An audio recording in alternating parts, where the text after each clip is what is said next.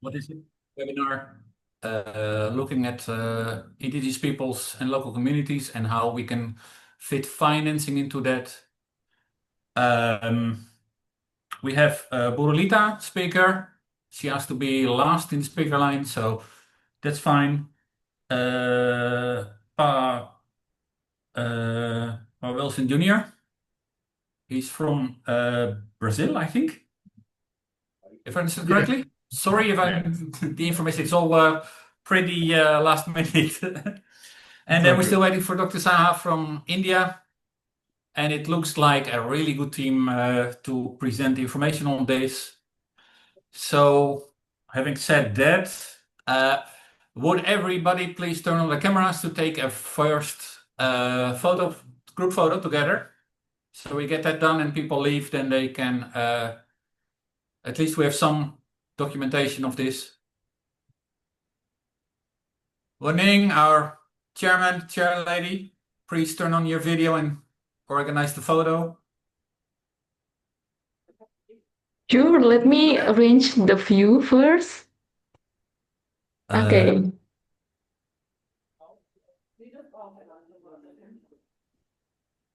Okay, come on everyone. Would you mind to please open your camera so we can take pictures together?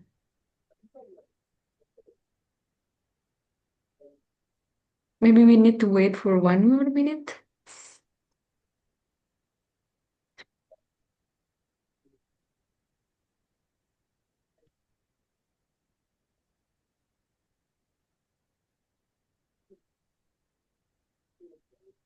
Okay.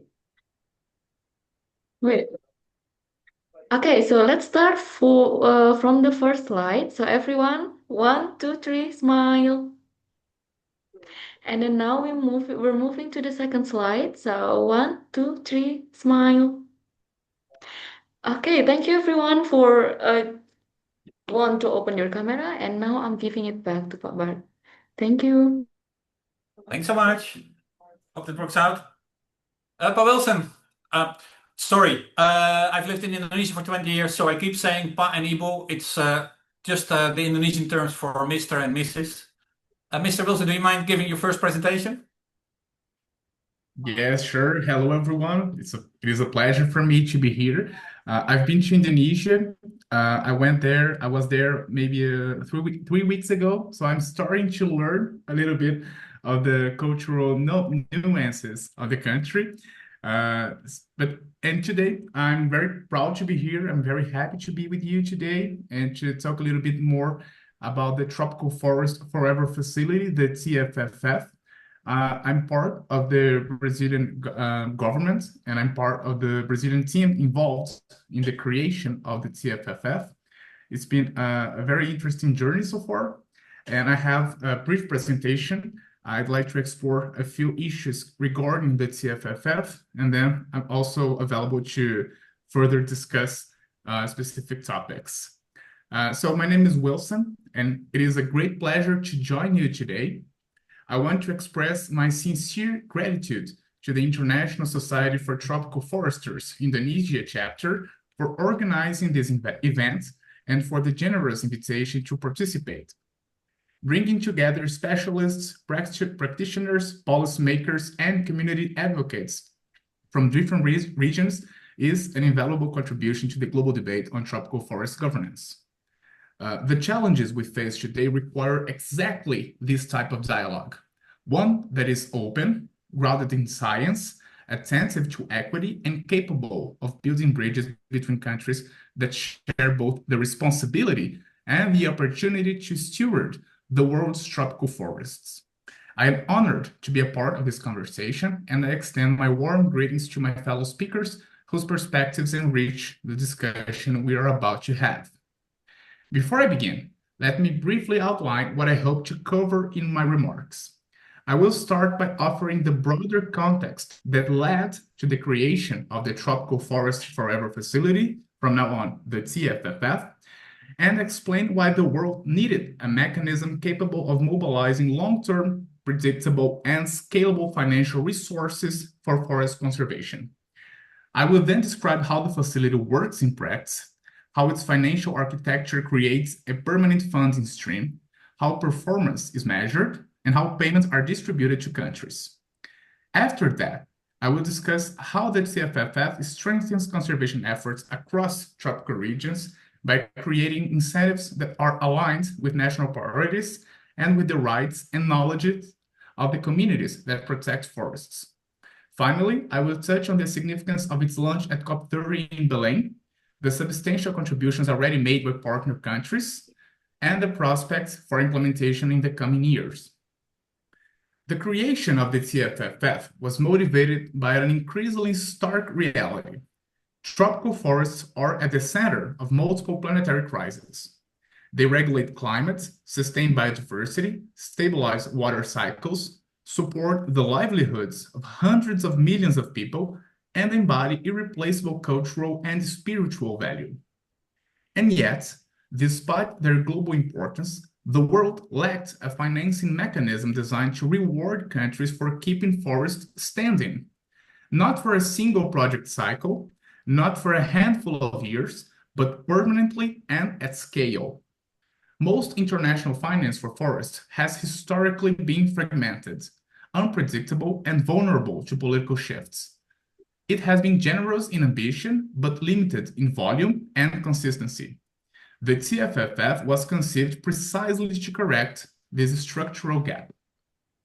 At COP 30 in Belém, here in Brazil, the facility was officially launched after an extensive collaborative process involving governments, indigenous leaders, technical experts, multilateral institutions, and civil society.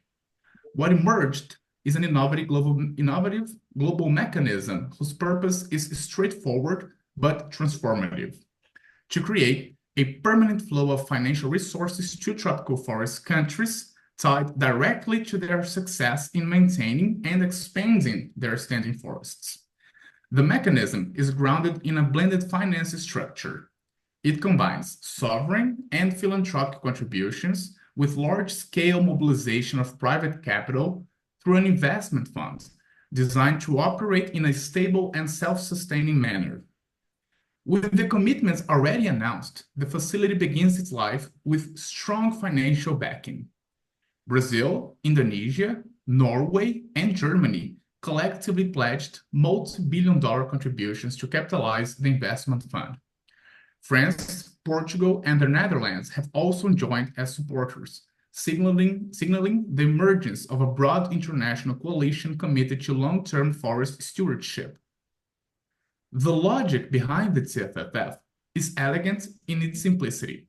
The investment funds generate returns, and those returns finance annual payments to participating tropical forest countries. These payments reward performers. They increase when forest cover is maintained or expanded, and they are reduced when forest loss or degradation occurs. Forests are assessed using transparent, satellite-based monitoring systems that allow every participating country to understand, verify, and compare results.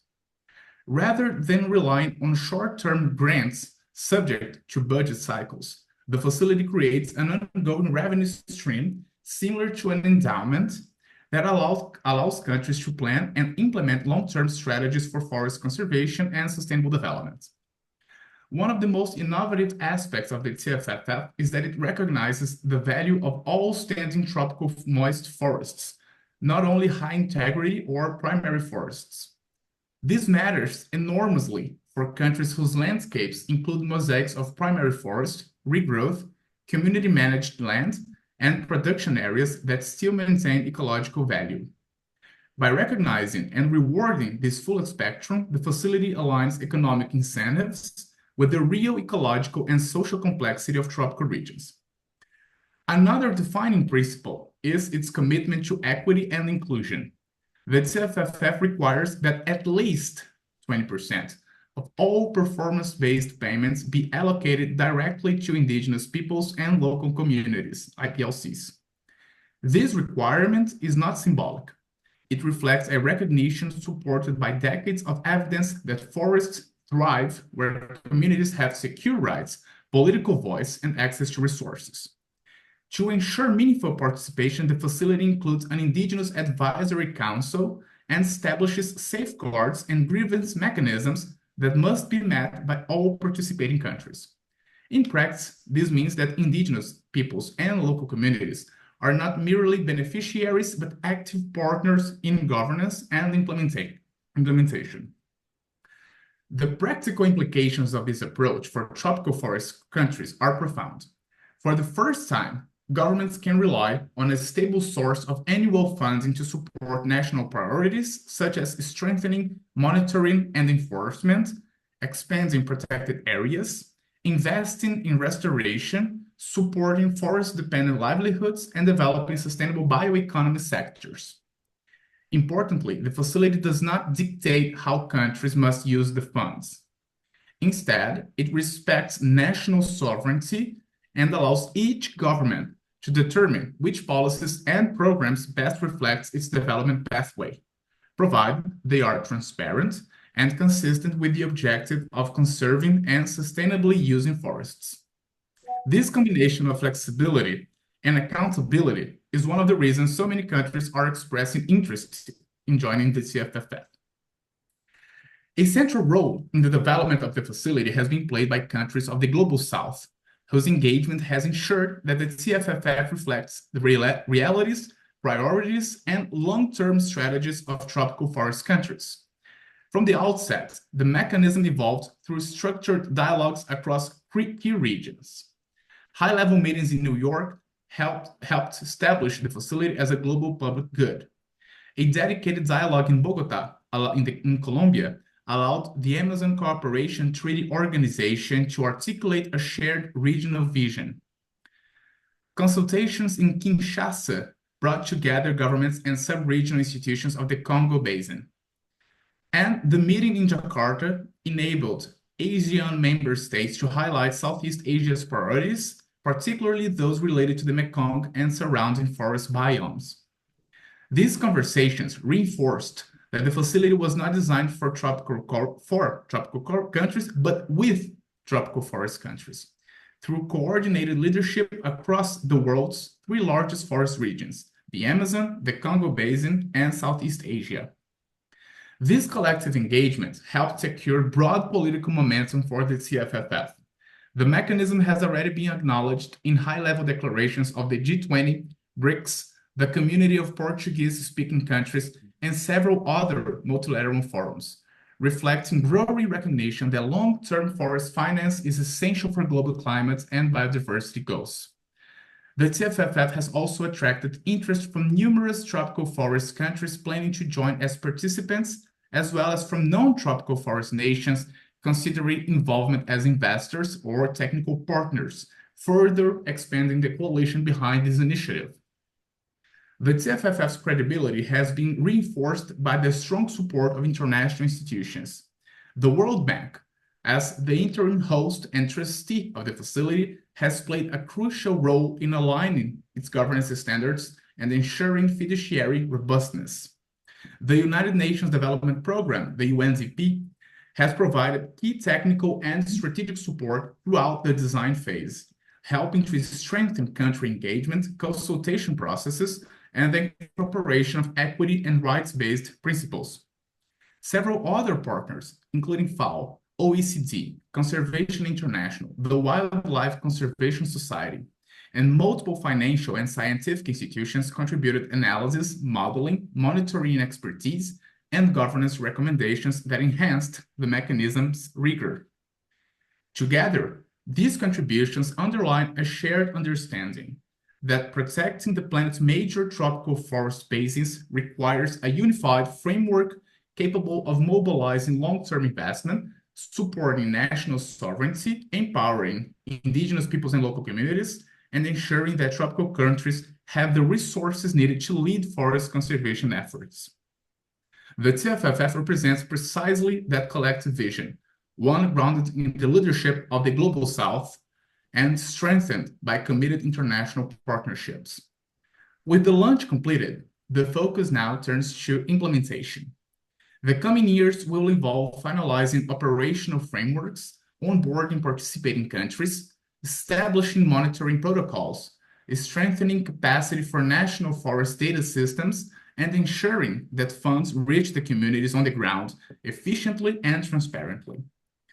The commitments made at COP30 were a powerful signal, but the true impact of the TFFF will be measured by its ability to deliver predictable financial flows year after year, generation after generation. If it succeeds, and we believe it will, the facility has the potential to reshape global forest finance and to support a new development paradigm in which standing forests generate prosperity, stability, and dignity. We are, in many ways, at the beginning of a new chapter for tropical forest governance, a chapter in which cooperation among tropical countries is strengthened, in which indigenous peoples and local communities' leadership is recognized in global decision-making, and in which financial systems finally reflect the planetary value of forests. I am grateful for the opportunity to contribute to this discussion today. Forums like this one are essential for ensuring that the facility evolves with the best scientific evidence, with the lived experience of forest communities, and with the collective wisdom of countries that share the same challenges and aspirations. Thank you very much, and I look forward to our conversation. Thank you very much, Pa Wilson. We seem not to be able to get in touch with Dr. Saha. Buruli, would you mind going second so we can keep going?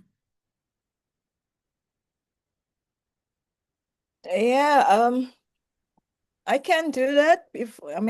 Thank you, Pa Bart, and thank you, Pa Wilson.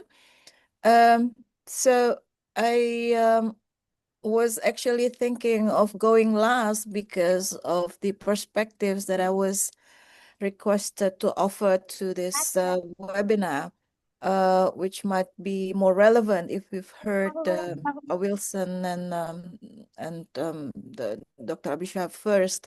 But nonetheless, I can do that now. So mind me sharing some slides. I was tasked to prepare like 7 minutes of presentations. So it's only a few slides just to offer some critical perspectives from trade union organizations on the TFFF. But before that, so how do I do this? This slides. You should have at the bottom have a green button share. Yeah. Yes, that works. In this. Continue share. Okay.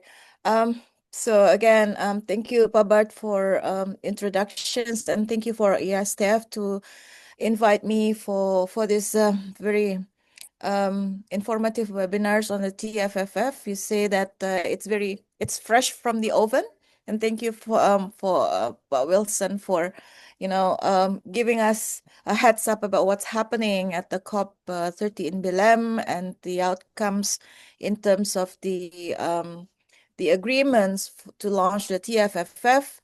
And I think it's a very important milestone to move the paradigm and shift the paradigm from the political economy towards the forestry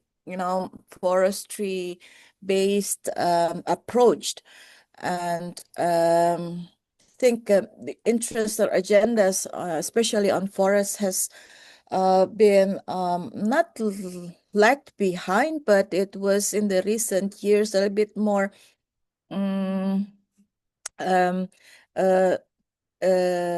as widely discussed compared to other sectors like energy, mining, and some other industries. So let me just introduce you myself first. My name is Rolita. I'm the Secretary General of the Indonesian Forestry and Allied Workers Union. We call it Kahutindo, based in Indonesia. And we are organizing over 100,000 forest workers and wood-based industries workers in Indonesia. We're affiliated to the Building and Woodworkers International as our global union federations. And we have been engaged in the climate change issues actually since 2005.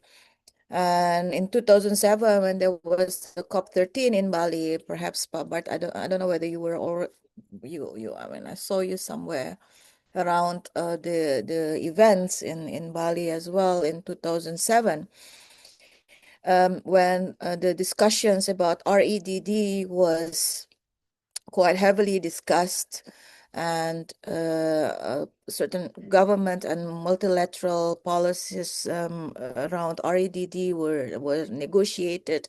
At that time, we were already campaigning that perhaps locking up forests to prevent from deforestations and degradations for forests were probably not the best strategy to combat climate change and the deforestations of forests. So we were already promoting about sustainable forest management as a tool to also address climate change issues, but at the same time also how to sustain the forestry and wood-based industries in a longer term.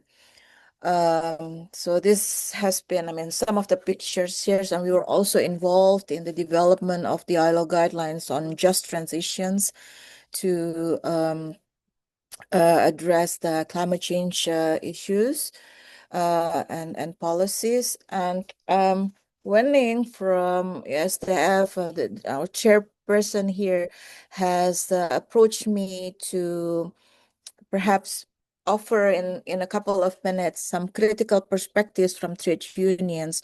If we see the concept note 3.0 of the TFFF, I think it's quite a comprehensive paper.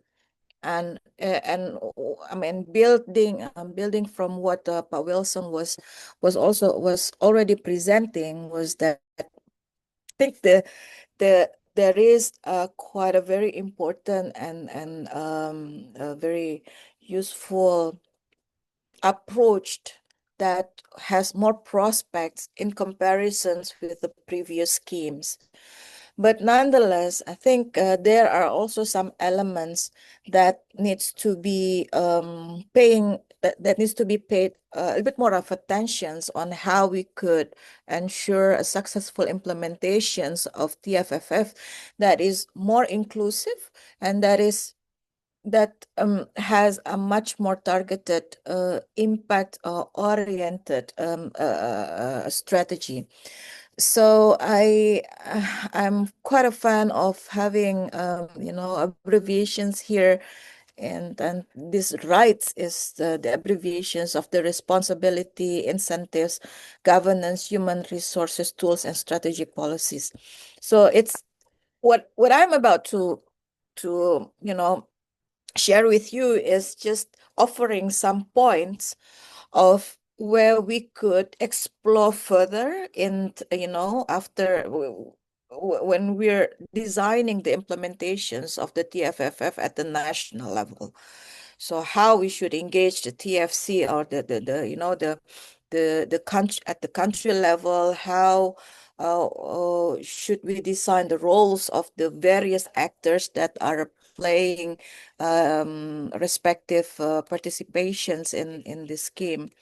So the responsibilities we need to ask, I mean, especially for the context of Indonesia, where we had just changes in the nomenclatures of ministries or departments, which state or country at the state or country level, which ministries of the TFCs or the country level serves as an implementer of this scheme, whether it's the Ministry of Forestry, Ministry of Environment, because it's being separated at the case of Indonesia, or is it at the coordinating ministries? We also have some other planning agency ministries. We have state or provincial level governments.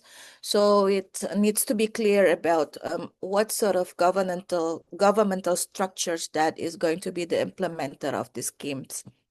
What are the roles of the non-state actors? What are the roles of the private sectors, not only globally, who is going to invest the funds, but also locally? So how can we make, because I mean, they at some stage, which I can also explain to you a little bit further in the following slides, is that there has been, to some extent, also the non-state actors like the private sectors who have been engaged in initiatives like the ecosystem services, for example, or conservation and restoration. So where are their roles in this game?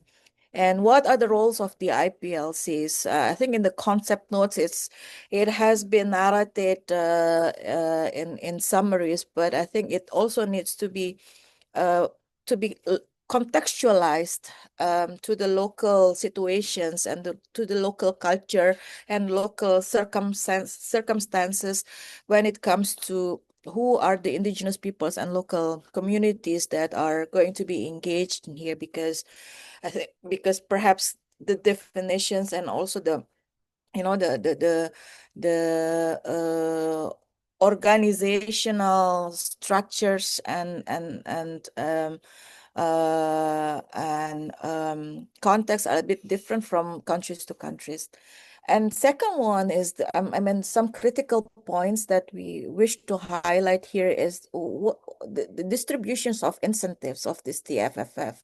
So if it says that it has been presented 20% at the minimum will go to the IPLCs, will go to the indigenous peoples and local communities. And it has been in the concept note has already been described on how the transfer needs to be made and how the IPLCs can access those funds.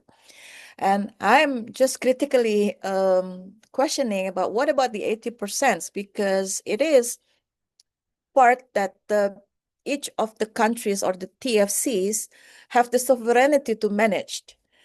And how can we make sure that this 80% for financing policies and programs can actually be benefited with a much more targeted impact, so that it's not only going to be used for running seminars or running some, or just hiring consultants, just creating study or policy papers, which do not really create a triple or multipliers effect to the industries or to the local communities or even to the local livelihoods of people.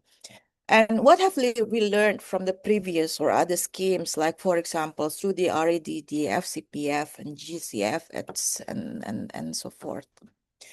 And the next issues that I would also like to perhaps highlight here is how can we make sure that the good governance are really in place, about the accountability of how this 80% of the funds are being managed locally or nationally.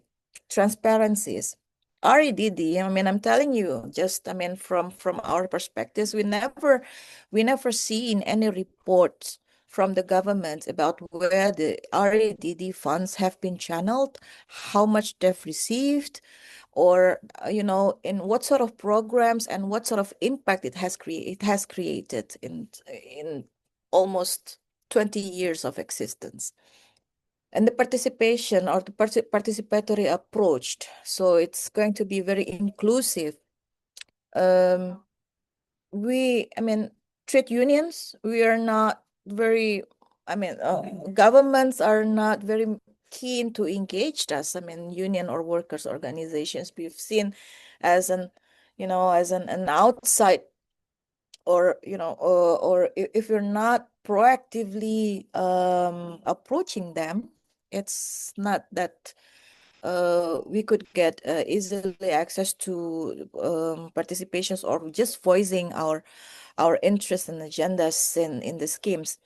But effectiveness and efficiencies on how this fund is being used or implemented, and equity and inclusiveness is what I mentioned. And next point is on human resources. How can TFFF actually contribute to the decent jobs creations? So not only paying to the local communities or indigenous peoples, but that it could also be creating a longer term objectives in terms of the distant job creations, and how it should also address gender specific issues. It should perhaps also consider about upskilling or reskilling in terms of vocational development, how, workers or, or the local peoples who used to be working in palm oil plantations or in some other industries, mining, can be converted quote unquote into a conservations or restorations initiatives or projects or programs by these schemes, and that they need also of course some reskilling or upskillings to do that, because when they did not have a previous background on the job, and how it could provide sustainable livelihood and of course capacity building, not only for the local people, not only for the indigenous peoples and local communities, but also for the implementers who are going to manage the implementations of the funds. And what sort of tools can we consider in using on measuring the performance? I think not it's not that I am quite attached to the Forest Stewardship Council, but I am actually, because it's just been I mean very actively involved in both in the FSC structures as well as members and stakeholders in the FSC schemes, is that sustainable forest management is and forest certifications could perhaps also serve as a tool that could be used to monitor the implementations, monitor the impacts. FSC also has a FSC verified impacts, which deals with the ecosystem services and conservations. And soon, FSC is also going to develop a restoration certification schemes starting perhaps end of next year. And last but not least is that the strategic policies. I would say is that these two issues needs to be mainstreamed in developing a local or national policies on implementing the TFFF. So one is on the long-term local economic development and human resources capacity building directions. And the second one is on the institutional framework with good governance in reference to ILO guidelines on just transition. So because it relates very much with how climate change initiatives and policies needs to accommodate and also address the social issues, including on workers and local communities. And I'm also attaching here the points for the ILO guidelines on just transitions, which relates to the policies, regulations on the enterprise or private sector's participations, and skills development, as well as mechanism for adequate social dialogue.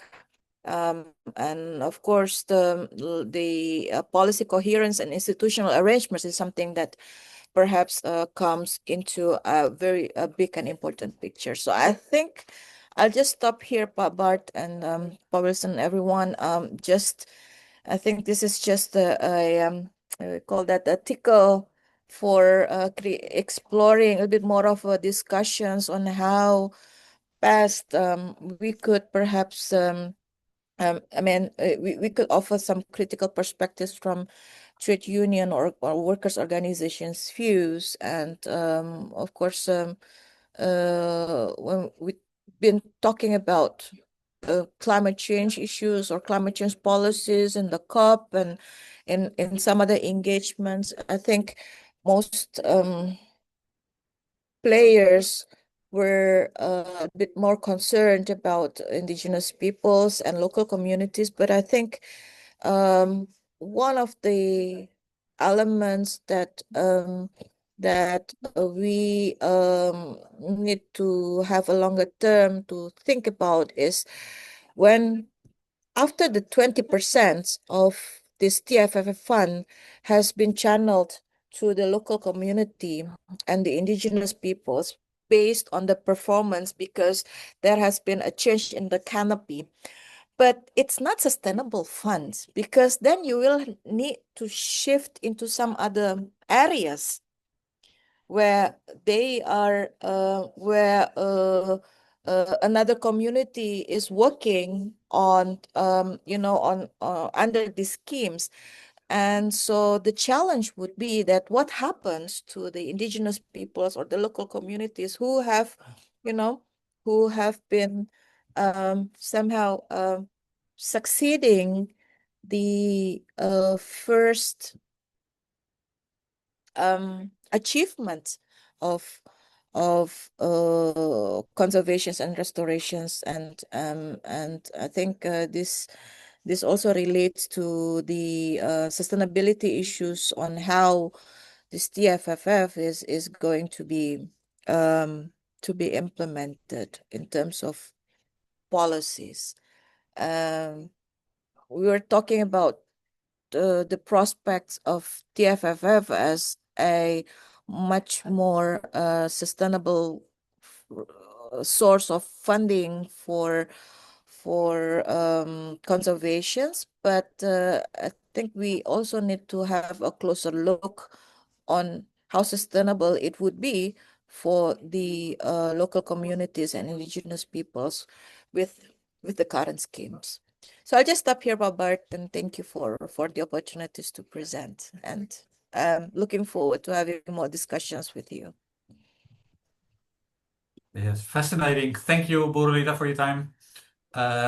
It's fascinating to see the questions being raised. You effectively shot down all my questions that I prepared for Paul Wilson, but that looks good. I'm happy that that's happening. I also see that Dr. Saha managed to join. I'm very happy that you're here, Dr. Saha. I'm a sucker for, what is it? Remote sensing and droning imagery. We're using it quite a lot. So if I can give you the floor for the time being, is that okay? Yeah. And then maybe we can come back to Borolita's questions later on, because they're related also to your presentation, I think. Yeah. Can you hear me, sir? It's low at the moment. Can the rest hear you good? Buening? Hello? Okay, sure. Wait. Can hear you, yes.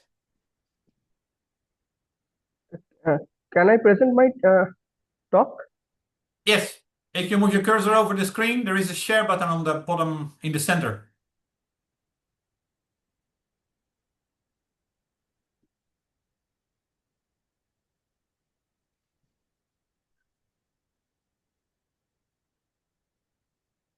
Is it visible, sir? We can see it, yes. Okay, okay. Thank you very much for giving me to give a talk. Basically, I am belonging from geospatial science from India, and my basic thought is that today I want to address a question that cites the heart of global conservation efforts. How can we ensure that accurate, transparent, and community-friendly technology truly improves access to conservation funds for indigenous people and local communities, those who protect some of the world's most biodiversity landscapes? So, why the technology matters for conservation finance.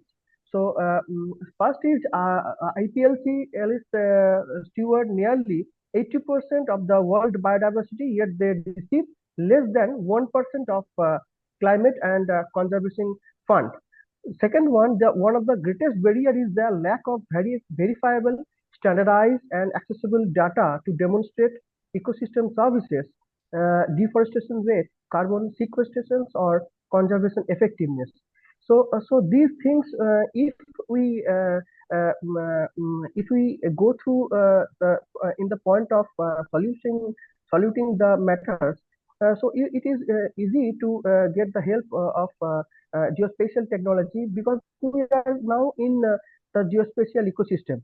So in the second slide, I point out the three things. Like, first is the accuracy. So why the accuracy is concerned? Because high resolution satellite imageries like LiDAR drone mapping can generate trusted, quantifiable, and ecological indicators like forest biomass or carbon stock estimates, deforestation and degradation alerts, land use change tracking, watershed ecosystem health monitoring. These are the things. Transparency, in terms of transparency, data from reputable open platforms such as NASA Earth Data, ESA Sentinel, Global Forest Watch, Google Digital Earth Africa or Asia create third-party verifiable evidence. So reduce disputes over the land boundaries, strengthening land tenures claims, build donor trust, or some improve compliance with climate reporting standards. So in these things are very effective in terms of transparency. In third thing, reachability and accessibility. As we know that remote sensing tools, when simplified, can be used by IPLC without prior technical training. Modern platforms provide low-cost, user-friendly workflows, including smartphone-based drone pilots, cloud platforms like Google Earth Engine, CO2 flag tests, and biomass dashboards, early warning apps for forest fires or illegal encroachment, like some things. So what technologies are most suitable for IPLS?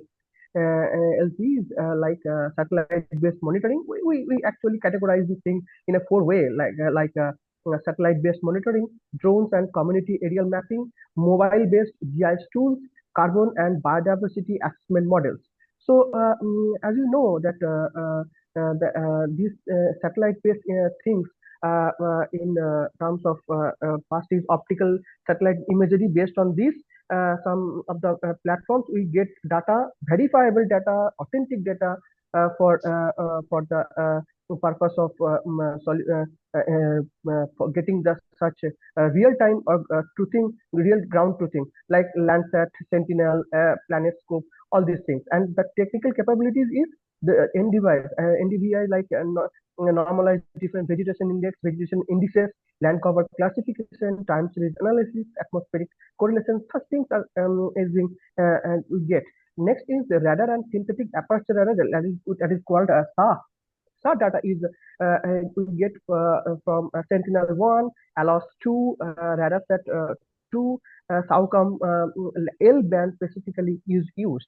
So these things have technical capabilities such as cloud penetrating data, forest biomass estimation, change detection algorithms, flood and wetland monitoring. These things is used. So in that part, it is low elevation data and very accurate data. Give us minute interpretations in terms of UAV sensors like RGB cameras, multispectral sensors, LiDAR sensors. These are the things. Mission planning tools like 4D capture, GS Pro, G control we can use for the purpose of getting data and analysis. And photogrammetry and data processing, we also Agisoft Metaphase, Pix4, the mapper, open drone map, such like of things. So actually, this is the application-based presentation, but it is very tough to get all the ideas, all the things. I just point out some of the things, like, but in the 7 minutes, it not is a thing that I can elaborate such technical presentation. So in mobile-based GIS technology for community-based data collection is like key open source tools. As you know that so many things are now in open source platforms, like Mapio by Digital Democracy, Kobo Toolbox, Forest Watcher.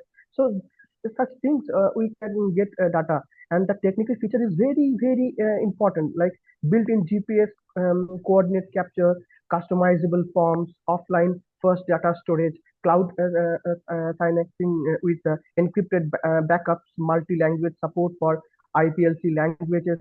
So mobile-based actually, if it is used in forms of the segregate manner in different parts of mapped area or the targeted area, we can get some good data for analysis.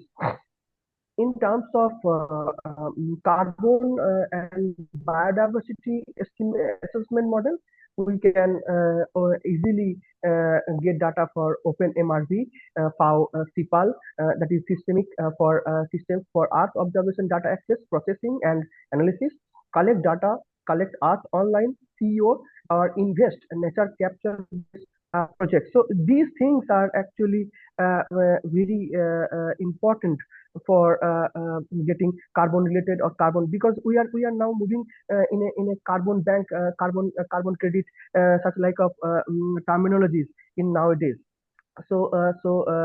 In terms of invest, this is a nature capital project.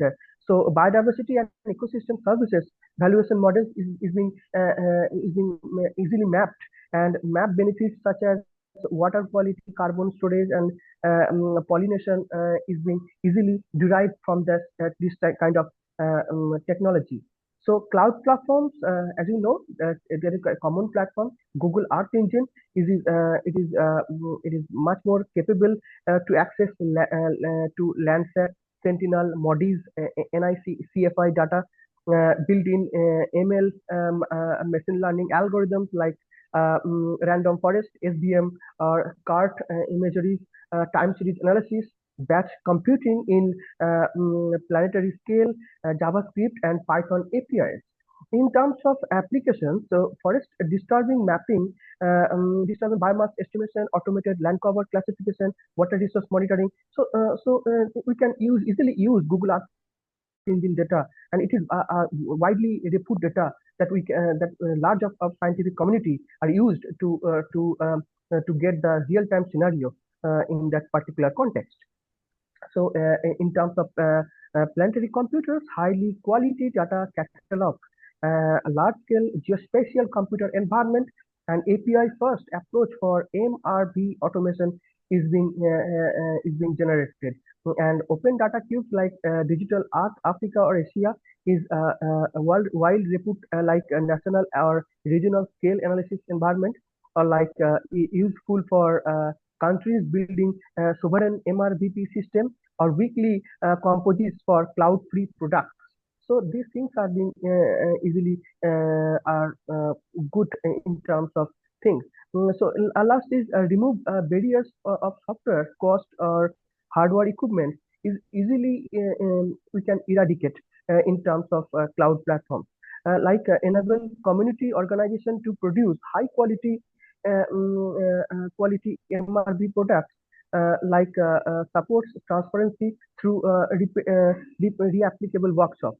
And in that particular part, early warning systems and alert technology that we can now facing forest fire like things, some tipping issues. But in terms of eradicating such problem, we can easily use GLAD alerts, RAD alerts from like NASA fire information for resource management system. We can easily now use. So it is near real-time fire detection, use MODIS and VIIRS. So in terms of boundary mapping and land tenure technologies, key technologies are UAV-based cadastral mapping, GNSS or global navigation system satellite or global positioning. High accuracy device is being used for that. Mobile GIS like Mapio QGIS mobile is being developed for the particular purpose. Participative mapping using GIS and web-based geo registries for tenure verification are also widely application in that particular thing. So technical tools are RTK GPS for sub-meter accuracy is being used. Geodetic data conservation has been also used. And shape files like geopackage generation for legal submission are also being used for that particular thing. So I am in final note. I can say that when we combined these technologies, create a community-centered, technologically robust MRPP ecosystem that enable IPLCs to control their own data, demonstrate measurable conservation outcomes, generate carbon and biodiversity credits, participate in large-scale estimate finance, strengthen land rights and governance. So this is essential not only for accessing funds, but ensuring equitable benefit sharing and long-lasting conservation impact. And that's why we are always working for the goal to protect our environment, for the job securities, for the fund generation. But we know that these areas are much more neglected in terms of in terms of different place or different country area boundaries. So if we use such technology and and present some valid data with some good evidence, and that's why we can, by that we can get the actual figure or actual scenario in our policymakers, to the policymakers, all these things. So that's all. It is very tough to 7 minutes for the technical such presentation. So thank you all to for my presentation. Thank you very much, Dr. Saha. Thank you. I think we're bringing together, ISTF Indonesia has managed to bring together quite a lot of expertise in the 3 people per panel. Maybe we can kick off the discussion with a question to mainly focus on, for Pa Wilson, but also a bit to Bu Rulita. So my background is more into RSPO at the moment. I worked in the early years as almost the first generation auditor for FSC. Moved on to the RSPO, first generation auditor of the RSPO. I now more or less see an exhaustion into voluntary standards. I was at the round table of the RSPO about a month ago. And from Burlita, I would like to know, okay, is that correct that we see this exhaustion? It's normal. We're almost at the end of a first generation of people that put their backs into this. Do you see something similar happen in the FSC? And that may be a bit of a loaded question before, sorry. Linking that to Pa Wilson's, the initiative of the TFFF, you aim to roughly raise $125 billion in blended finance. How do you aim to do that, to reach that? What diplomatic and policy strategies do you see to ensure that funds are achieved? And how do you position that against other climate finance initiatives?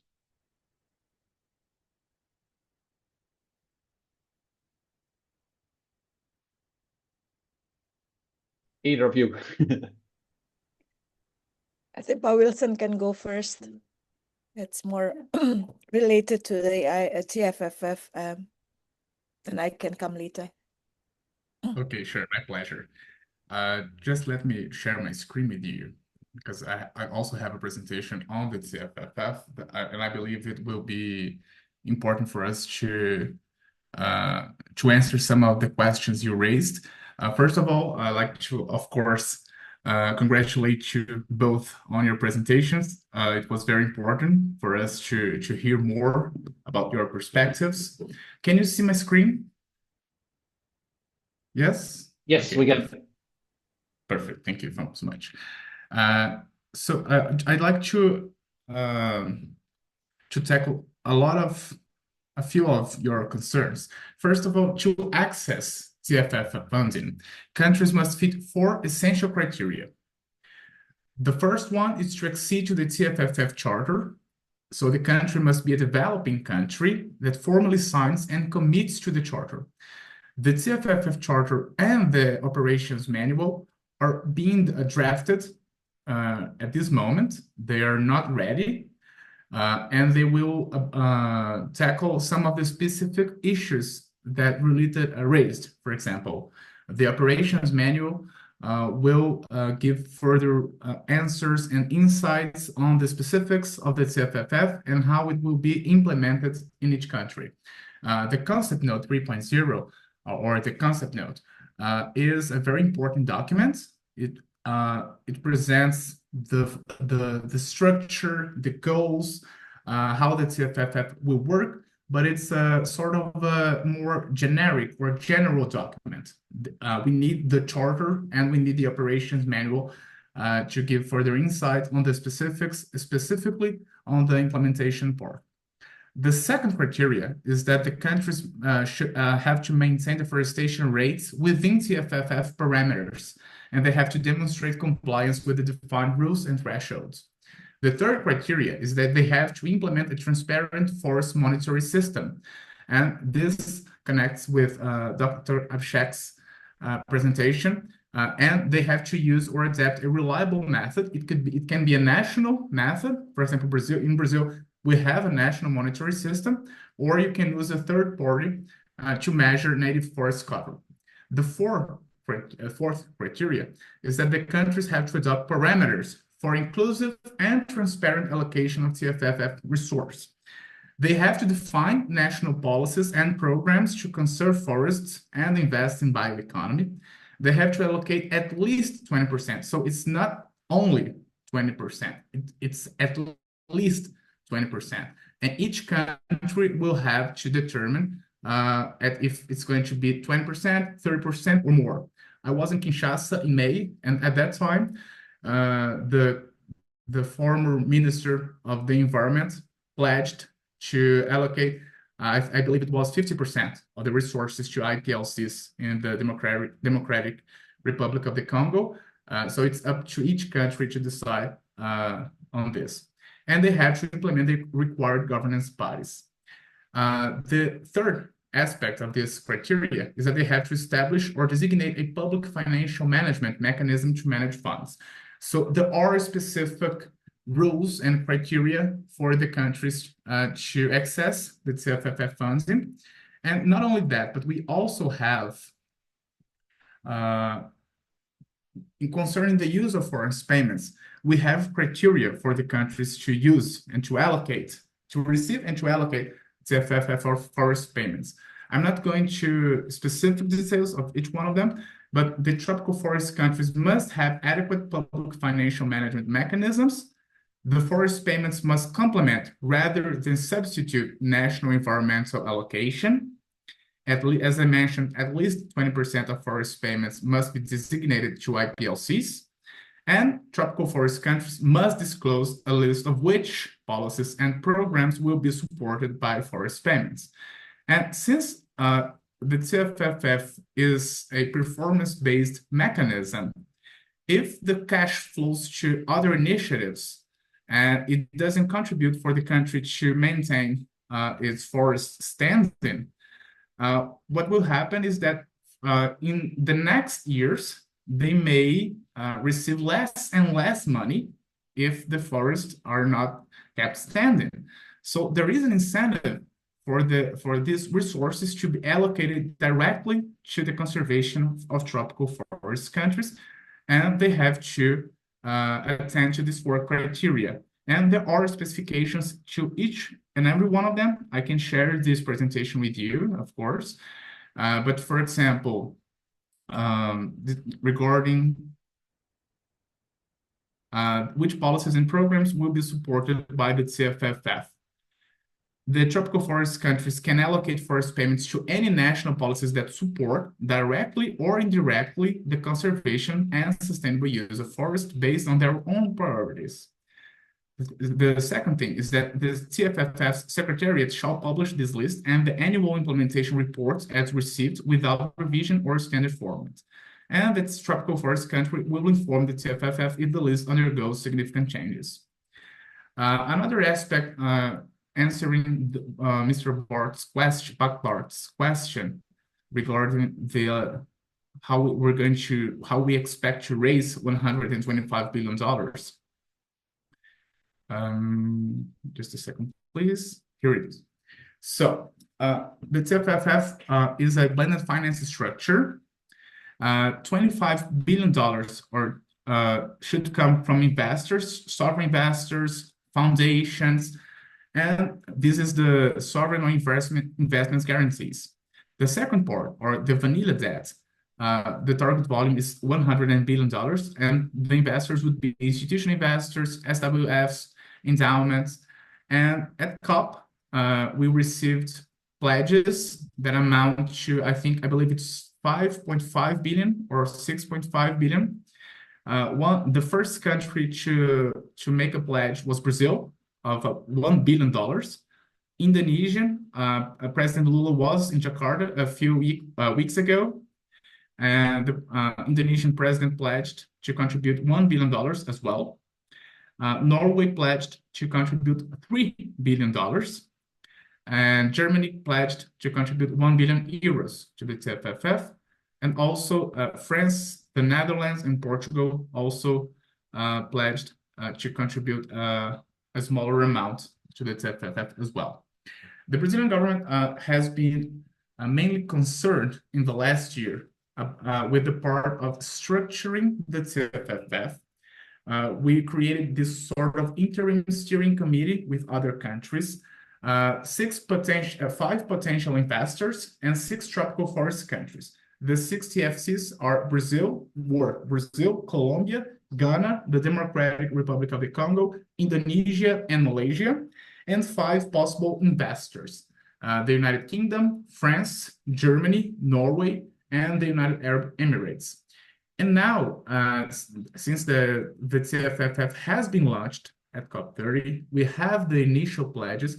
We believe this momentum, we want to keep this momentum, and we believe other countries, other possible investors, the private sector, foundations, philanthropists will also be interested in investing in the TFFF, especially when they understand in more details how it works, and they understand how it is important for us to create an investment fund that rewards countries for keeping forests standing.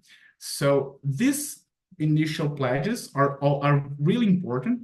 We understand that $125 billion is not a small amount.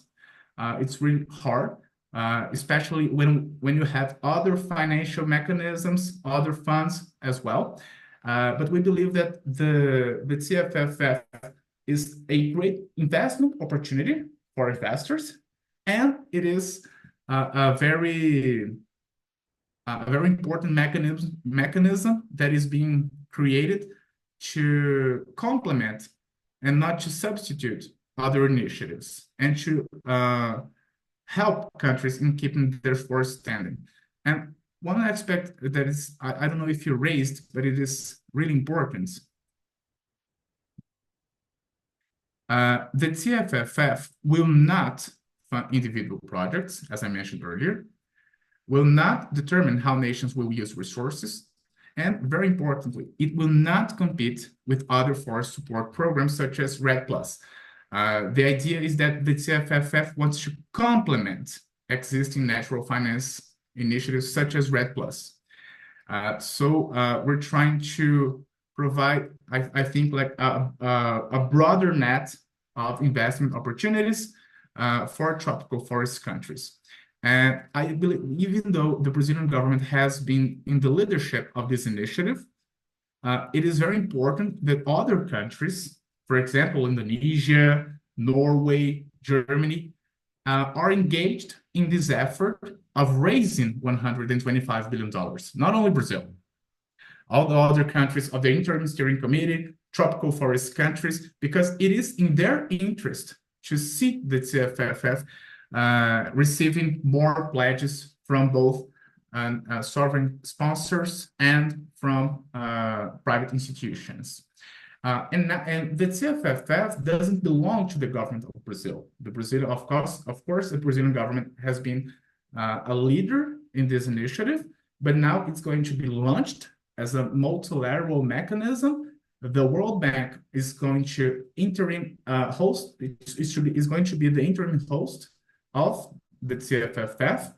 And we expect, of course, the World Bank, other countries, other partners in helping us to keep this momentum and to generate further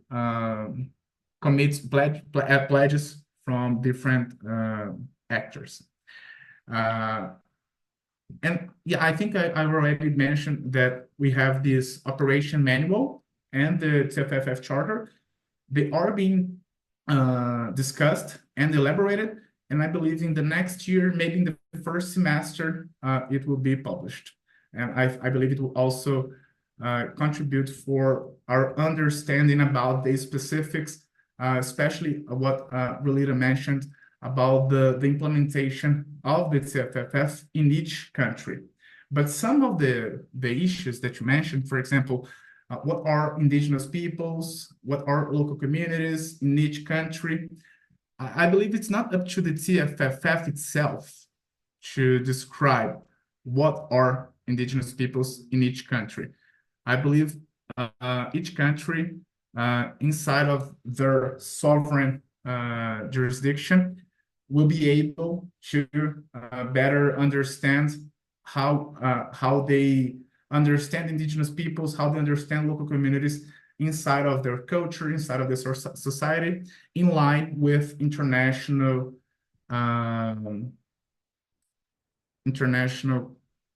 concepts of IPLCs and other important concepts as well.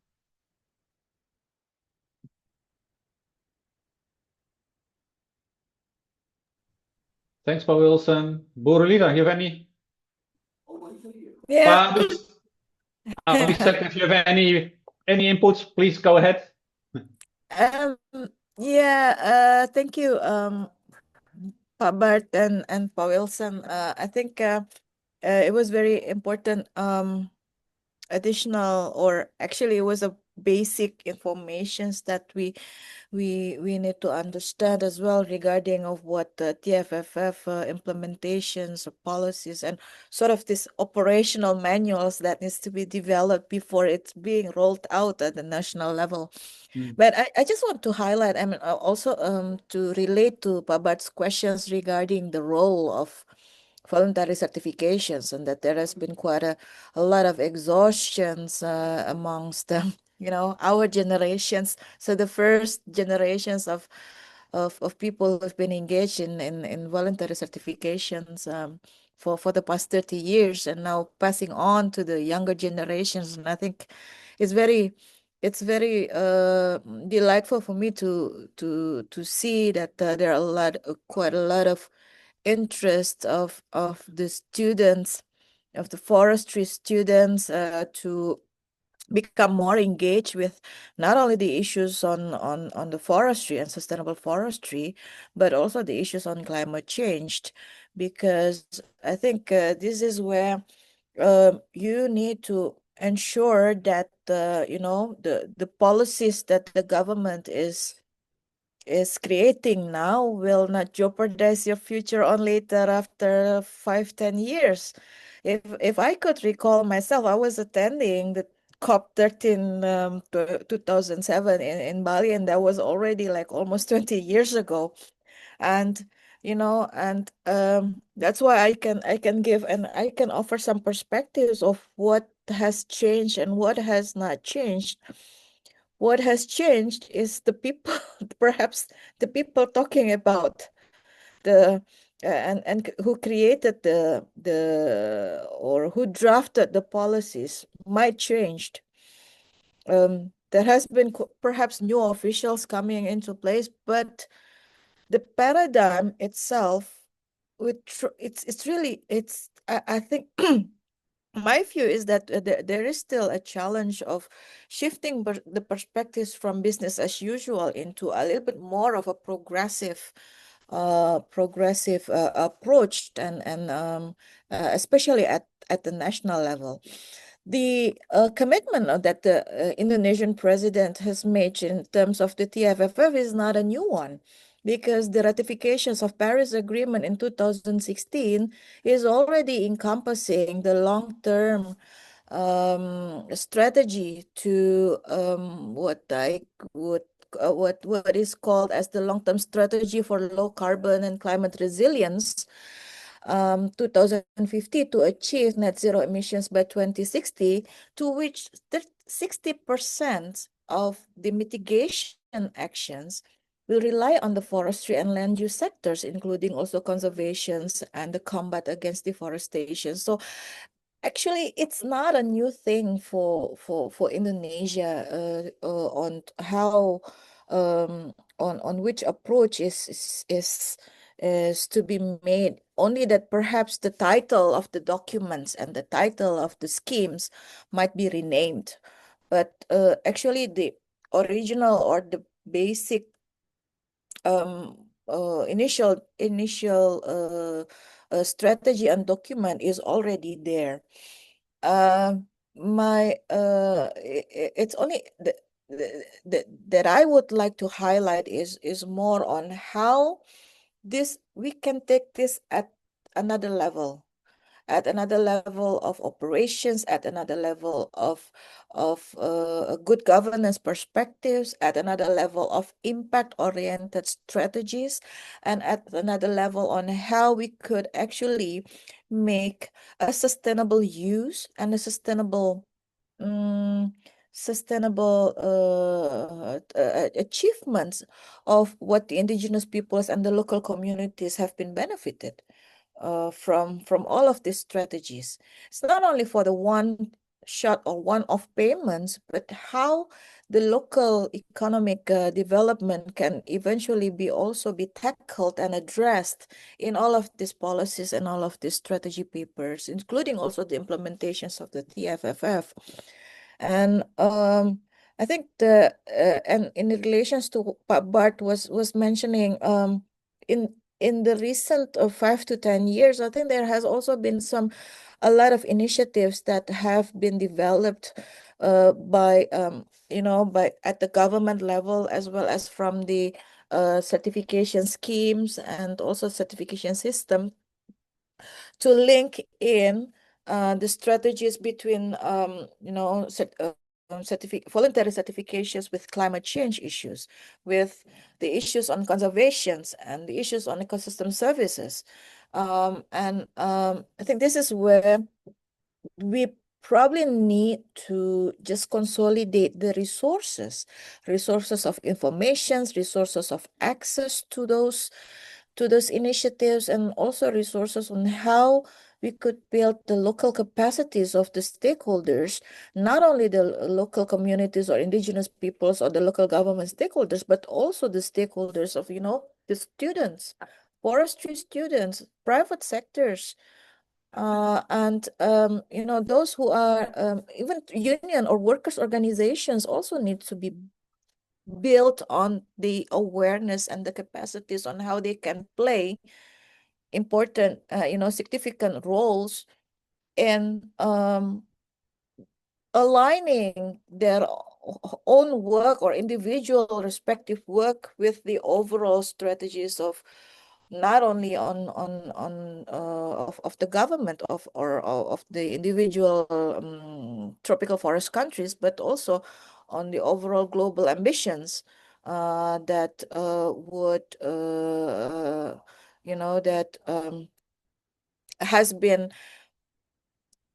I mean, I truly hope that COP each year is not only a reunion of people just talking about the same things and just starting to talk it to restart the discussions all over again, but moving into the next steps. And this is probably something that is important on how the civil societies, including also the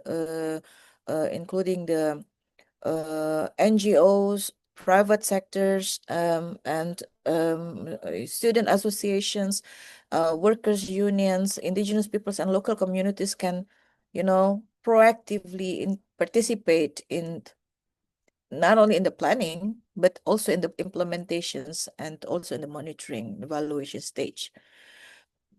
We still haven't no, I mean, we still have no, there are not enough or not many informations available about what are the results of the RED Plus in Indonesia, for example, that has been initiated almost 20 years ago.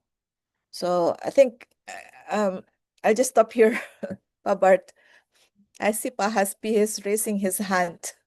He wants to. Pak Hasbi, go ahead. Pak Abhishek, if you've got any points, feel free. Yeah. Yeah. Okay. Thank you, but yeah, that some question for Wilson. I think this is related to what the Rulita said, that I have attend the meeting organized by I think the WWF and other organization talking about the 3FFF. TFFF. That I think that the already number of meeting or number of discussion in Indonesia, but still not many organization understood, not organization aware what the TFFF will develop the program in Indonesia, because all the programs should be registered in ministry, should be registered in the government. That the non-government organization is not a close relationship with the government. We have this very difficulty to have of the information how to find, how to propose the funding, and especially what you say, the TFFF will not funding the individual project. This should be related with the government. It's our past experience related with the government, related to the conservation project, most looking for the national park, protection forest, but a lot of the private, lot of the community area, this is the potential for us to support, to get the funding to conservation program. But this is the weakness of the previous project, because all of the projects should be registered to the government. And this project look like they have to go to the government of the forests, Ministry of Forest and Ministry of the Environmental. And also especially Indonesia, we have the other funders should be monitoring by we have the one like the funding forest and the environmental funding monitor where this the conservation program or the climate program and other thing. They must notice to the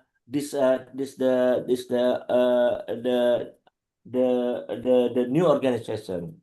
That's a some that Rita said that we are getting a little bit worried, little bit worry how we can get the funding from the TFFF if all of the proposals should be submitted to the ministry or submit to the government. Maybe the Wilson can elaborate how we are the civil organization can apply, can propose the project to conservation in some part in our program. Thank you. Thanks, Pak Hasbi. Wilson? Can I say? Okay. Sorry? Yeah, Pak Abhishek? Oh, actually, I just come in a point that basically many of the tropical forests are facing some problems like deforestation is a common issue due to the farming or soy farming or cattle ranching or like illegal mining, such or like some large infrastructural projects like dams or all these things. And these things are not only in a impact on the human as well as the climate change like things that already mentioned the previous speaker.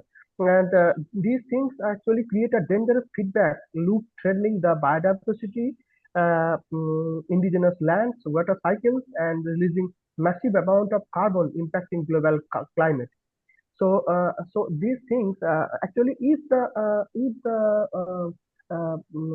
a place confined with the tropical forest or the covered with these type of valued forest, I think these problems should actually should be mapped clearly, mapped accurately, and the potential threat area should be identified in a lucid manner. By that, we can easily indicate or easily find out the real-time problems. And I think the whole part of tropical forest, huge part of the forest part, and the widely distributed throughout the world in a particular segment.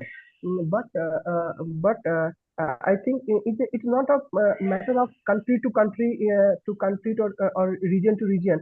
Some of countries are facing problems, and some of problems are being sought out. And some of countries have some other problems, and there are some other sort out. So I think collaborative thing should be initiated to find out the real problems and real to get the real scenario. By that, we can exchange our knowledge through faculty exchange, like things, some visits, because these things, some of things are actually practical or some applied in nature. So not if I not get the real-time data or some real-time scenario or real pictures of the particular indigenous peoples they are facing. So it may not be come out the real problem. Basically, in India, some of part of tea garden, like Darjeeling hill part things, these tea laborers are facing a particular problem. Some in India, the lower part of India, the teeny part of some forest cover, they are facing different problems. So these things should be mapped in a clear way that Madam Rulita mentioned that this thing climate change like issues should be addressed in this manner, and the livelihoods, their real life should be kept in a holistic manner. So by that, we can easily use geospatial technologies like drone, satellites, all these things. We can move these things in a particular region, get data, get things, all these things. But the policymakers should give the importance such things. It is a matter of great importance that the collaborative things like in Brazil, in Indonesia, in India, in the lower part of Sri Lanka, the portions. There are varieties of issues, but the contours should be drawn. Problem contours should be drawn, and the deviation should be mapped through using this type of technologies. And we are very hopeful that while that vast delegates in these platforms are get together to sort out such problems. Discussions is good, but after the discussions, the steps things should be very crucial in that context. If we try to improve the livelihoods of indigenous people. So thank you very much, sir. Thanks, Pa Abhishek. Pa Wilson. lot of comments, a lot of questions. Thanks, Bart. I just have one thing because I have a meeting starting in 3 minutes at the ministry. But I wanted to make some final comments and try to answer some of your concerns.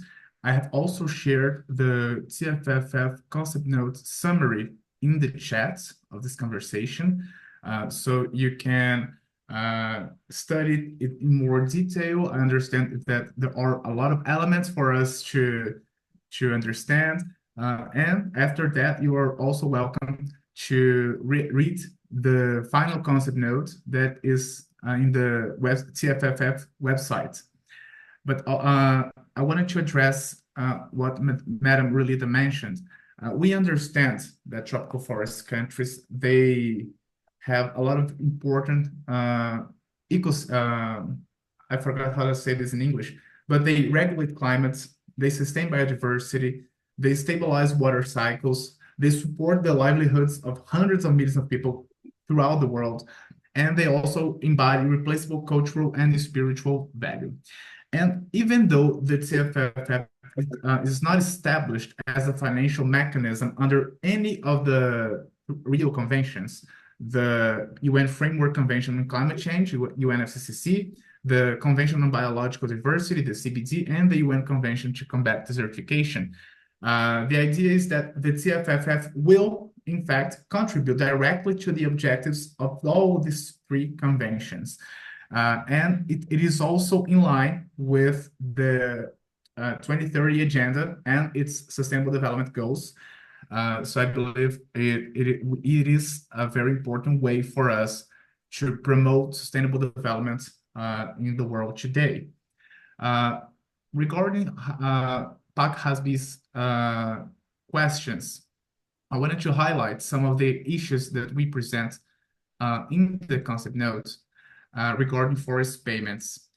Forest payments will be disbursed either to national treasuries or to designated public funds of participating tropical forest countries, that is, the developing countries that accede to the TFFF Charter. And it will depend on each country's institutional arrangements. So the TFFF will not dictate how it's going to work.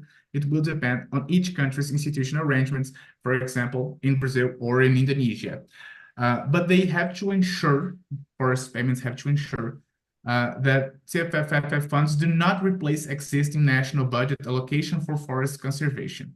And countries will have full decision-making authority over the allocation and use of these funds in line with their national priorities. It will not fund individual projects. It is different from other financial mechanisms. And each tropical forest country, as I mentioned earlier, will be required to publicly disclose the list of policies and programs directly or indirectly supporting forest conservation and its sustainable use that are expected to be financed by TFFF forest payments. Madam Rulita mentioned earlier in her presentation, I believe it was one of the first things she mentioned, and I believe it is really important.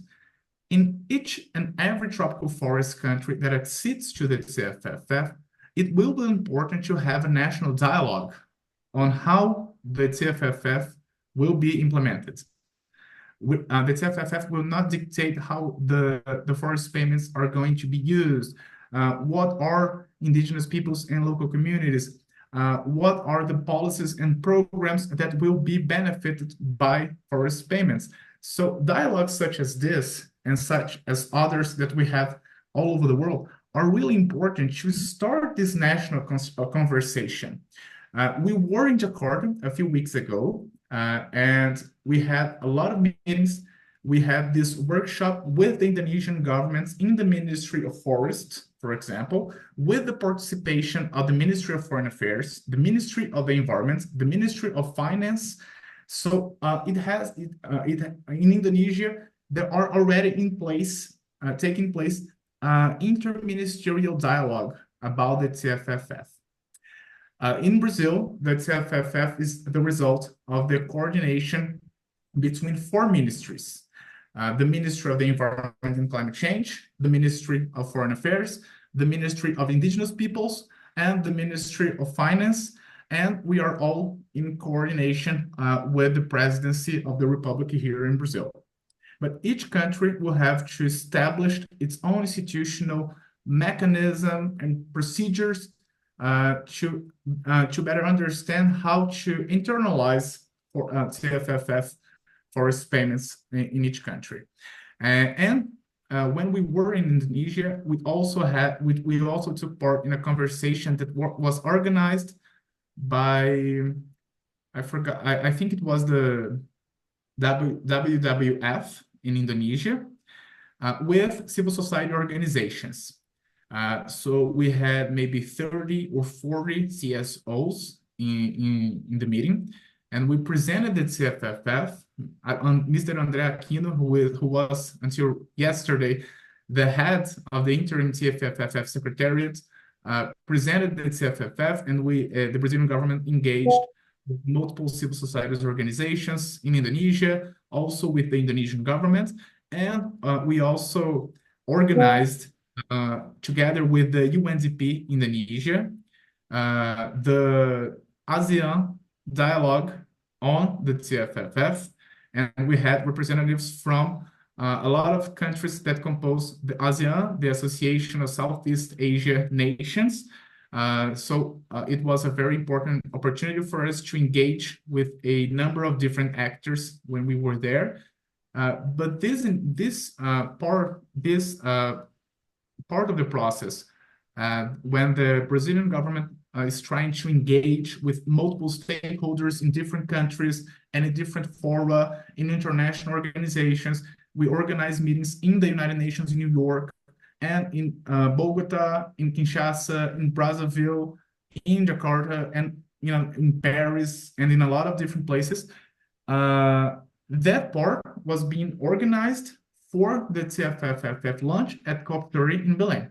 Now, since the CFFF has already been launched, we're going to move on to a next phase, and we hope to count the participation of different governments, multilateral institutions, researchers, civil society organizations, and all of you who are here to help us in this endeavor of making the CFFF work for not only indigenous peoples and local communities, not only for specific countries, but for the world in general, and for helping us in achieving and the Sustainable Development Goals and the 2030 Agenda and the objectives of the Rio Conventions, and really transforming the way we finance standing forests. Yeah, I believe this is it. But unfortunately, I think I have to leave now because I have this meeting, and it has already started 5 minutes ago. But I would really like to thank you very much for organizing this event, and for the kind invitation. It is a pleasure and an honor for me to be here with you today. I hope we have the chance to have further discussions in the future. This will be my last month in the Ministry of the Environment and Climate Change and in the CFFF team. Starting January, I'll be a diplomat, and I'll be working at the Ministry of Foreign Affairs in Brazil, and I will also be available to further discuss other topics, and hope to see you in the future. Thank you so much. Thank you so much for your time, Paul Wilson. It was fascinating to learn about the TFFF, and feel free to blame your minister for your latest to the next meeting. You can blame me for it. And you can send any fines to Bu Wenning. She's showing there. She'll get it organized to pay everything. Thanks not so much again.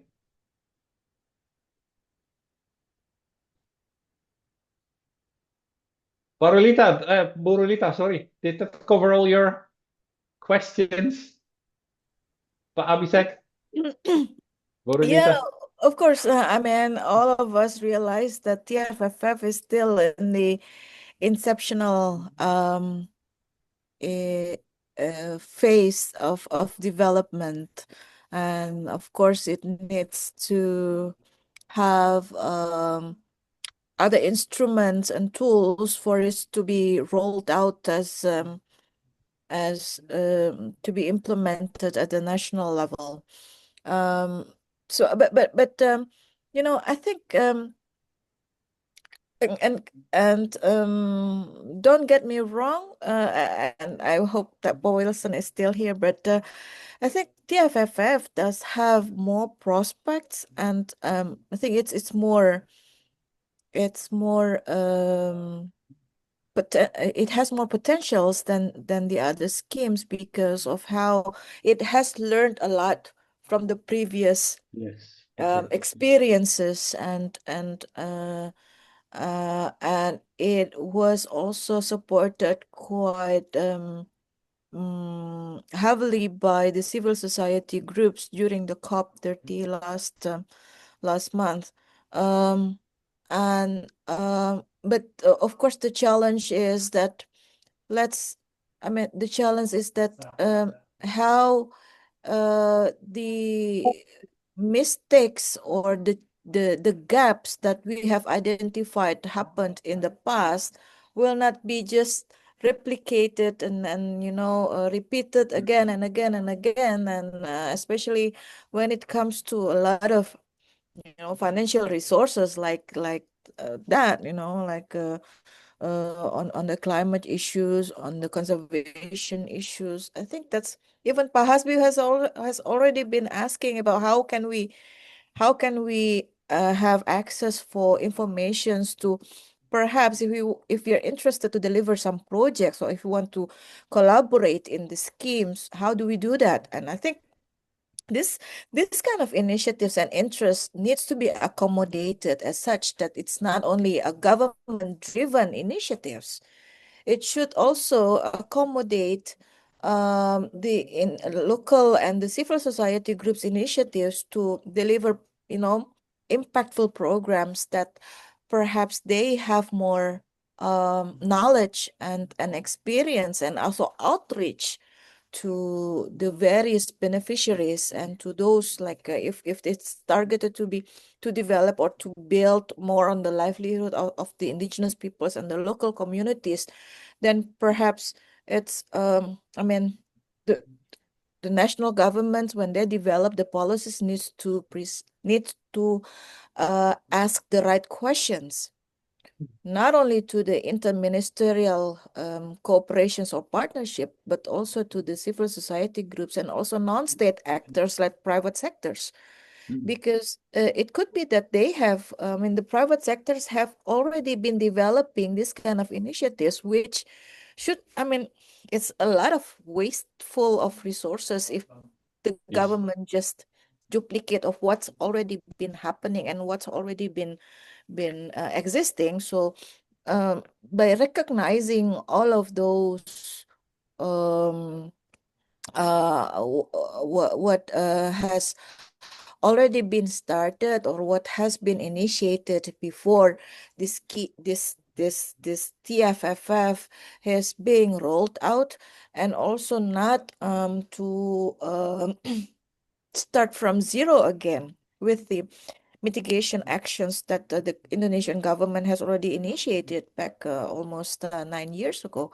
I think this needs to just complement and build the development of the conservations and restorations efforts into the next level. So it's either we intensify the strategies, or we expand the outreach. Like if, for example, the previous funds could only cover 1 or 2 provinces, and now perhaps it could be extended into more provinces. And or if it's only covering only 1 or 2 mitigation actions that out of the 15 mitigation actions by the ministries under this follow net sync programs, then perhaps it could cover more than 1 or 2. So it could be like intensifying or diversifying and extensifying the outreach. So I think that's what I would say is the prospects of this TFFF, if done right, and also if it can be more inclusive and participatory than the previous schemes or previous initiatives that would deserve more recognitions from the wider civil society groups. Thank you, Pabert, and thank you, Buaning, for inviting me to contribute a little bit to this discourse, and I'm very happy to participate. I need to run off to my other meetings now. Yes, I think as well. Thank you so much for your time, Urulina. Looking forward to meeting you again in Indonesia sometime soon. Yes, let's do that. I met Pak Hasbi back in Panama a couple of weeks ago, so Yes. a long way to catch up. Yeah. Okay, and thank you everyone. And I think I really hope that this kind of discussions is something that we should perhaps organize a little bit more often, you know. And just this morning, oh no, yesterday in the FSC discussions in Bonn, Germany. I'm now in Bonn.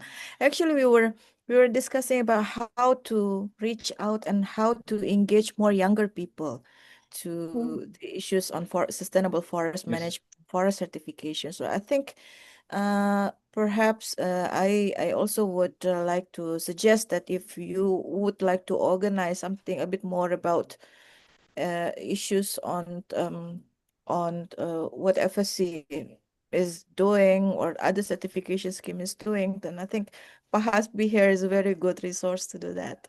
Thank you very much. Yes. Thanks, Thank you, Lolita. Urulina. And thank you, Dr. Abhishek, as well. So I'll just Thank you, log thank out. you, ma'am. Actually, we are actually I am young in that fraternity, working on that particular field, and try to do more work, more collaborative work, in not in terms of funds or like things, but in terms of correlate between region to region, some problems to problems, some things. So as you know that the problems are not same, but these things should be sought out through this technology, used by this technology. So if the scope permits, then we can do more work, intensive work, to do work in terms of some climate change like issues, some local communities issues, like some indigenous people like issues, or like ISPF like things doing a great job and give us. I'm very thankful to STF Indonesia chapters to inviting me, and the CISF issues is a great issue. We can do more work in that particular area if the scope permits. Thank you very much, sir. Yes, indeed. Bu Wenning, how much more time do we have? We actually already finished that. It's actually finished 15 minutes ago. Okay. Abhishek, I think it's really interesting to talk further about and discussion focus primarily on program update and financial performance museums following the staffing restructure in the so and mic is on. at the November meeting, in addition to that, the input from the finance executive committee. Can somebody mute? Bo.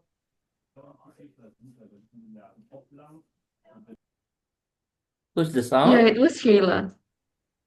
That was Bushila, sorry. Abhishek, I look forward to chatting a bit more. Just like Hasbi, I think we have a lot of questions. I particularly like your ideas about linking things up to the indigenous peoples and local communities. I think that will be, for me, a huge step forward if we can provide those peoples with more tools, including satellite imaging, remote sensing tools, etc. It got a bit snowed under in the discussion, but it's a really important topic that we touch upon. And since we're already out of time, I wanted to ask you how we can avoid activists trying to greenwash or blackwash initiatives like this. We see it quite a lot here in Indonesia that activists green up satellite imagery to suggest that there are spores there, and then claim that these companies or initiatives have deforested. But time is more or less up, so I won't ask you that to do a very detailed answer on that. Okay, okay. Actually, first of all, we need to do a detailed map on land use, land cover, particularly based on the tropical. These things first should be done. And the cause, we have to find out the cause of such thing, because parallelly urbanization, some industrialization, also some of they told that these are necessary, but climate and the habitats, the foods, water, these things, the SDG talks, IPCC talks have been developed, but we need to find out the real time problems that are prevailing on that particular field, in some cases, some forest fires are they are not know the real problems. Green brown, they are promoting some black carbons, brown carbons. These are too much effects. So if we map the problems and the real land use, land cover map on that particular area, some chlorophyll mapping have been done. Then the real problems had been identified, and not only that, but green mapping, green fencing should be initiated through aerial imageries, through analyzing, after the detailed analyzing of aerial imageries, because there is a need of detailed area mapping, that which area are suitable for that. So these things can be done. And precision agriculture is a recent terms, but precision forestry should be developed through drones, like things. So if we do some things, and we can do some real map or real data sets, then we can plan a holistic role in terms of climate change mitigation related issues, or some habitat related issues for the indigenous peoples, peoples of their job security markets, or some forest resource conservation terms of this. Thank you so much. It was a pleasure chatting with you and learning from you. Thank you, sir. Thank you. Boshila, yes, go ahead. I see your raised hand. Sure. I just want to say congratulations, everyone. You've had a very successful event there. I'm sorry that I couldn't come in for it, and I won't be able to tomorrow because I'm traveling, but I hope that more chapters can do events like this. I hope you can send me the recording. We can put it on the ISTF YouTube channel, and please send me any summary that you have for it and the list of participants if you have it. Thank you. Thanks, Boshila. So with that, we're basically at the end. I want to give a special thanks to the Executive Committee of ISTF Indonesia, Bu Dia, Bu Nofri, but especially Bu Tita and Bu Wenning. Both of you are currently showing at my screen. I think ISTF Indonesia has managed to capture the next generation. They are the next generation, I hope, to take these kind of initiatives further. Special thanks to Bu Tita and Bu Wenning for organizing this. They've put a lot of time in it. Thanks so much. A little bit of applause for both of them. And thank you. Hope you have a nice evening, day. I see many people out there. Can't figure out anymore how much you're watching. 75 at the moment. It's a really good turnout. I saw people from Nepal, from India.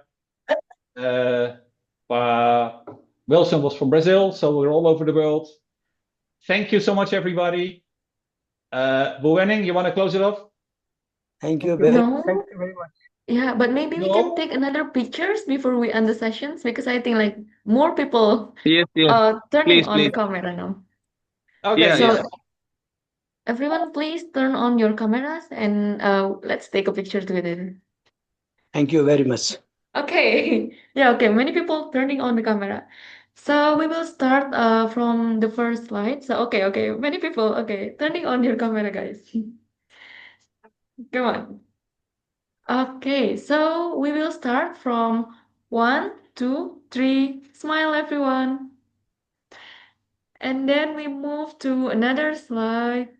Okay, this is now the second slide. 1, 2, 3, smile. And now we move to the last slide. 1, 2, 3, smile. Thank you, everyone. It's very wonderful night. I'll give it back to Papa for the closing. Again, thank you for coming. It was wonderful to talk with three very expert people in tropical forestry. And if you can make it, we have another webinar tomorrow, right? Wenning? Pardon, but we agreed to move it like to January because like some January. speakers Okay, will that's confirm a to week. us. But you'll be the moderator. Yeah, but we will follow up again tomorrow to I will tell, everyone. yes. Okay. Have a nice evening, everybody. Thank you for coming. Yeah, thank you very much. And hope to meet you again next Bye. month. Bye. Thank you, ma'am. And thank Thank you, all of the you. participants. Thank you.